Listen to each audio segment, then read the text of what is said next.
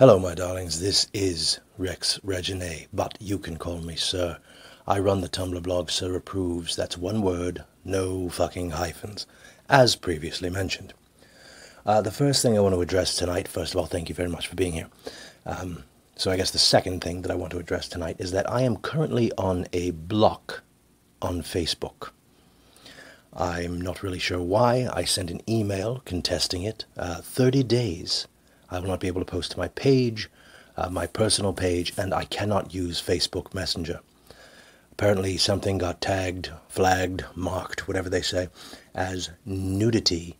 Now, I'm very careful not to post nudity on Facebook. My Tumblr blog and my Facebook are very, very different, which is why one has thousands and thousands of followers and one does not. I think there might be something to that. But I wanted to say, if there are any little honeybees that I was speaking with on Facebook that have been missing my company, it's not because I couldn't answer, or it's not because I didn't want to answer you, it's because I couldn't answer you. I send messages and they say this messages cannot be sent because you're a dirty old man and nobody loves you, and move on away from Facebook. So that's where my Facebook situation is. You will have to message me on Instagram or Kick Messenger. Instagram is sirapproves.official, and my Kick Messenger is sirapproves, one word. No fucking hyphens. I still hate that guy. So, tonight's episode, I will try to keep it short. I know that I say that every time, but I turn out to be a liar every time.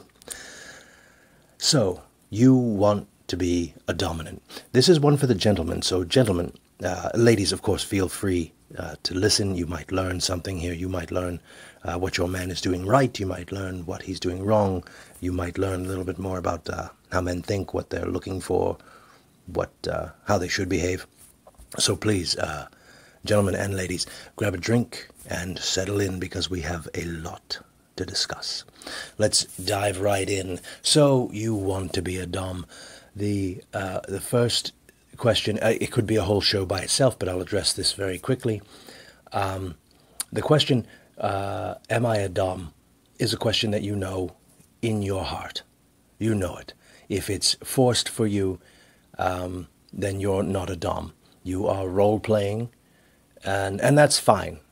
It is fine, and you can have a perfectly good time with your partner by, simply role-playing the dominant role for a while. You don't have to live it to have a consensual, fun, loving time with your partner. But are you a dom? Are you a dominant person? It will show in all areas of your life. It's not something that is simply expressed in the bedroom. And if it is something that's simply or only expressed in the bedroom, then you might want to consider that you are not actually a dominant person, but role-playing, or you're a fucking bully. And we'll be talking about that in this episode as well. So, now that you know you are a dom, you want to go ahead and start acting like a dom. There is a difference between a cocky, arrogant asshole and a confident alpha male. There is a difference. One thinks about himself first, and that's a very weird way to say first. I don't know what happened there. One thinks about himself first. The other one thinks about other people first. And that is the whole difference between being an arrogant asshole and being a dominant, confident man. If you were to go through all these pickup books and things like this, you would find out that most of them teach you to be an arrogant asshole, to tell women to approach them sexually, to begin with, to always never show any hesitation. But inside, we all know that you're very fragile and you cry yourself to sleep because your stepfather never liked you. That's not being a confident, powerful man. A confident man knows who he is. He knows what he wants. And he knows that by taking it, he will improve someone else's life by doing it. What do I mean? I mean, you have a man who plays dominant, who seduces a woman, who says all the right things. You know, he read the articles and he says baby girl and things like that to get her hooked on him. He manipulates her mind, then she finally gives up the goods to him. He has rough sex with her. He ejaculates much too soon. He doesn't care too much if she's satisfied, because he has followed these blogs that say this, you know, you're my fuck toy, you're just a hole for me to use, and all this. And to some extent, as we move on with the conversation here, you'll see that that can be applied to the powerful and confident man as well. But he genuinely thinks this, that she is just a fuckhole, just something to be used, and she is left completely unsatisfied and most likely without any sort of cuddles or any kind of aftercare. Now, the confident man, the confident dominant, takes time. He genuinely cares about this girl, and he may say things and may treat her in the bedroom as if she is just a whore that he found on the side of the street who's good for nothing but having her pussy pumped full of cum. But he doesn't think that. That's not what his heart says, and she knows that that's not what his heart says either. In that instance, it's a moment of treatment, of fantasy that's happening in that moment. She knows that she is perfectly safe with him, that he cares about her, often very deeply, and the best sexual encounters will be from a very deep, deep emotional connection.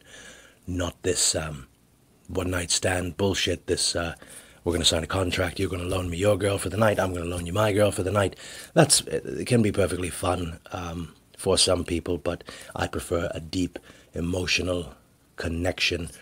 And being a strong, confident man myself, not to flatter myself, but I do know who I am, which is part of being a confident, strong male. I care for the emotion. I like the emotion. I like the trust. So that's the first part of this, is that he genuinely cares, which really, in the end, we will see is the entire theme, is that the powerful, confident, dominant male actually cares. Now, when the baby girl, the submissive, the kitten, the pet, whatever your phrases are, again, you can go back to my video on titles to figure out what you are or what you're not.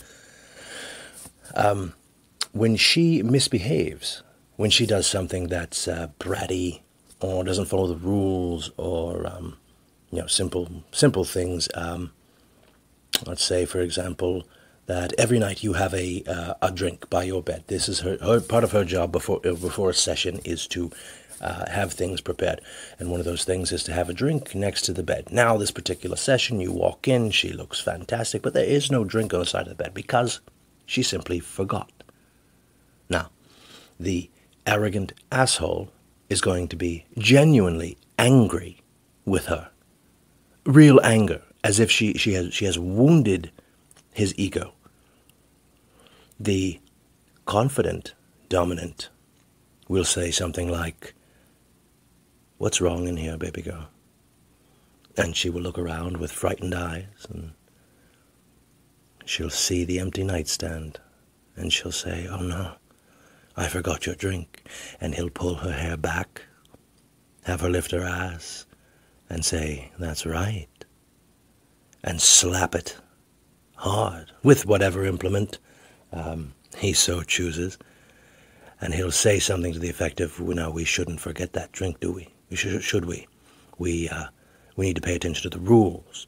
We need to follow through on things." And he is, in a loving, kind, caring way, if that can be said about this situation, spanking her bottom or disciplining her in some other way, because he wants her to always remember the drink. Not because he is personally offended by the fact that she forgot the drink. And if we break that, that's one example, but you can see how that courses through many things. You know, every Friday she sends a picture at lunch of herself topless in the bathroom, or every Wednesday they meet and, for lunch and have sex in a parking lot. I don't know, whatever the thing is with those particular people. you'll see that she will sometimes forget something, not on purpose because she doesn't like him. She's not misbehaving because she doesn't like him. She's misbehaving simply because she's a person and she forgot. So it's his job to reinforce the rules of engagement in a loving, tender way that is still strong and powerful. The cocky asshole who's pretending to be a dominant will get angry, genuinely angry over these things, and you're not following the rules. And all you have to do is look at the messages. Half of the messages that I get, probably more than half, when I see a screen capture from some submissive from her dominant, sir, I don't know what to do in this situation. It's just because he's being a fucking asshole. And that's completely different than being strong, confident, loving, and powerful. So, gentlemen, what I want you to do, this is where I need you to pin back your ears and listen to me here. What I need you to do is take a breath. When she does something wrong, when she upsets you, even in the midst of an argument, a genuine argument about some issue, I need you to take a breath, because you are supposed to be the one that's in control.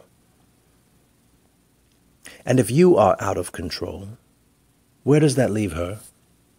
Even in the throes of an argument, and I'm saying you shouldn't ever yell and you shouldn't ever beat your chest and do all those things that we do. We all make mistakes when we get that adrenaline coursing through us and we're so hot with emotion. But you are supposed to be the one in control. And if you cannot control yourself, how do you expect to control someone else? It's not just for the benefit of the submissive. It's for your own benefit, to grow you as an individual, as a human, as a man. For you to take the time to study yourself is more than admirable. It is the epitome of understanding yourself. Well, yes, taking time to understand yourself would be the epitome of understanding yourself. Oh, my goodness. It's not the epitome of that. I don't know what the word I'm trying to say is here. But taking time to understand yourself shows integrity. Let's forget everything I just said. It was ridiculous. Taking time to understand yourself shows integrity, fortitude, strength, wisdom. When you understand yourself, that's when you can branch out and try to control someone else in a loving way, in a way that helps them. Control for the sake of having control is a terrible, terrible thing. From a husband to a wife, from a girlfriend to a boyfriend, a parent to a child, a teacher to her class. Having control for the sake of having control is not human.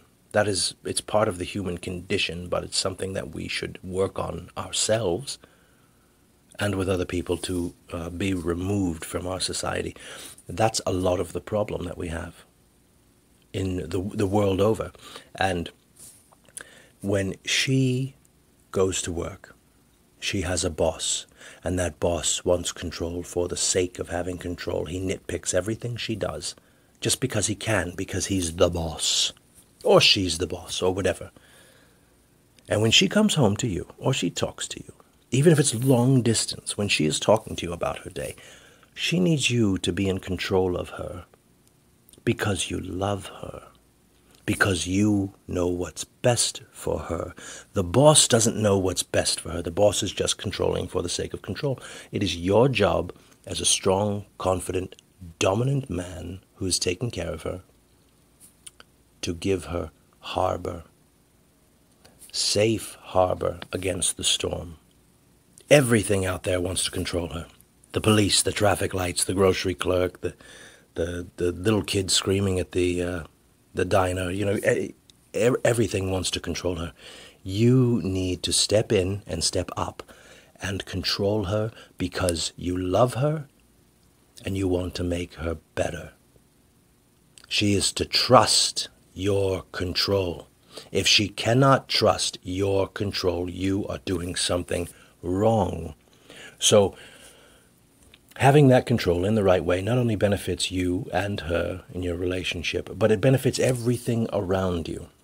You'll see your life start to change. You'll see the way people look at you start to change, the way you handle friends. Not that you're going to walk up to your buddy at bowling and spank his ass, but you'll notice that that strong, confident man is beginning to come through and change in every area of your life. And people will see that. People will acknowledge that. So, this is what I want you to do. Think before you speak. Think before you act.